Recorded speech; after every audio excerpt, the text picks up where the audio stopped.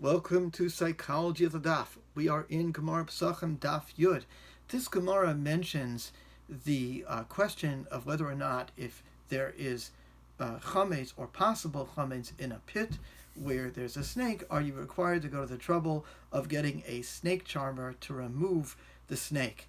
And I thought it might be interesting for us to talk about the long and interesting history of this particular art and technique of snake charmers. Snake charmers are known most famously in India, where the charmer uses a flute and body movements to apparently hypnotize a snake to dance to and fro.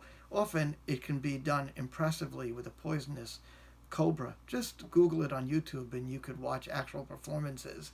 There are records of snake charmers going back to ancient Egypt, and we also find them mentioned in Tehillim in Perek Nun Ches Pasuk Vav, where it's mentioned metaphorically that the evildoers are like venomous snakes, and we cannot even thwart them by the snake charmers. So apparently snake charmers were used kind of like an exterminator to remove unwanted and dangerous snakes from your home.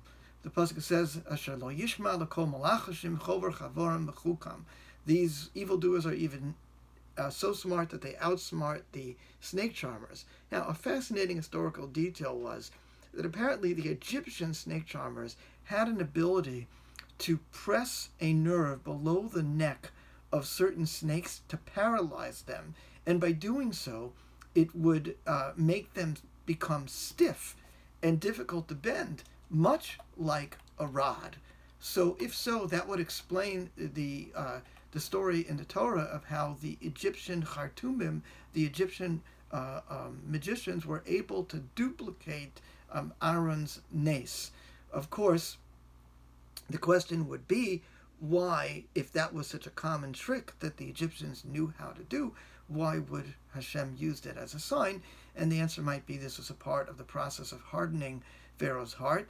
I think also there's a message here, which is that one cannot really expect anybody to prove something airtight when it comes to religion, and that one has to also feel that it's true. Meaning, you can give compelling evidence or reasonably compelling evidence, but you can't give unquestionable evidence. And the greatest miracles in the world always will have some way that they can be rationalized, and indeed that's what happens when it could be Eliyahu at Har Carmel, Eliyahu at the great showdown at Mount Carmel. The Jews cry out, Hashem hu Elokim, Hashem is God. Eliyahu humiliated the prophets of Baal. In the end, they were exterminated, but it didn't take long for people to come back to idolatry and idol worship.